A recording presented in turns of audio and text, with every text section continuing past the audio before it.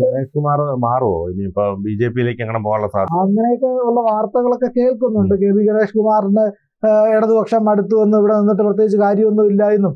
അതായത് നമുക്ക് അറിയാമല്ലോ, ഈ ഘടകകക്ഷിയായിട്ട് ഇടതുപക്ഷത്തിനൊപ്പം നിന്നിട്ട് ഗണേഷ് കുമാറിന് എന്താ കാര്യമുണ്ടായി? ഒന്നുമില്ല. പ്രത്യേകിച്ച് ഗണേഷ് കുമാർ ജയിക്കുന്നത് ഭൂരിപക്ഷം ഹിന്ദുക്കളുടെ വോട്ടുകൾ കൊണ്ടും ഈ പറയുന്ന വിശ്വാസികളുടെ വോട്ട് കൊണ്ടും ഒക്കെയാണ്.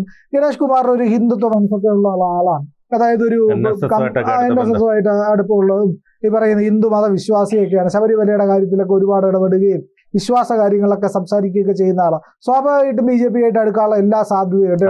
സ്വതന്ത്രനായിട്ട് നിന്നാൽ പോലും പുള്ളി പത്തനാപുരത്ത് ജയിക്കുമല്ലോ. ഉറപ്പായിട്ടും ജയിക്കുകയും ചെയ്യും. അത്രയ്ക്ക് സ്വാധീനമുണ്ട് ജനങ്ങൾക്കിടയിൽ. ജനപ്രിയ നേതാവാണ്.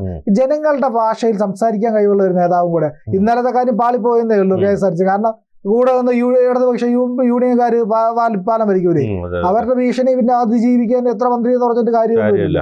KSRTC MD ചെയർമാനായിട്ടുള്ള ആൾക്കാരൊക്കെ കിടന്ന് വെള്ളം കുടിക്കുന്ന IAS-കാരുടെ കാര്യം നമുക്കറിയാം. അപ്പൊ നിരന്തരമായിട്ട് ഈ പറയുന്നവരെ ഡീൽ ചെയ്യേണ്ടി വരുന്ന ഗതാഗത മന്ത്രിയുടെ അവസ്ഥ അതിലും വലിയ മെച്ചമൊന്നും ആയിരിക്കില്ലല്ലോ. അപ്പൊ സ്വാഭാവികമായിട്ട് സംസ്ഥാനത്ത് ഡയസ്നോടൊക്കെ പ്രഖ്യാപിച്ചിരിക്കുന്ന അവസ്ഥയിൽ KSRTC ജീവനക്കാരെ ഈ ഭീഷണികളെല്ലാം മറികടന്ന് വന്ന് വണ്ടിയെടുത്ത് ഓടിപ്പിച്ച് പോകുക എന്ന് പറയുന്നത് നടക്കുന്ന കാര്യമൊന്നുമല്ല.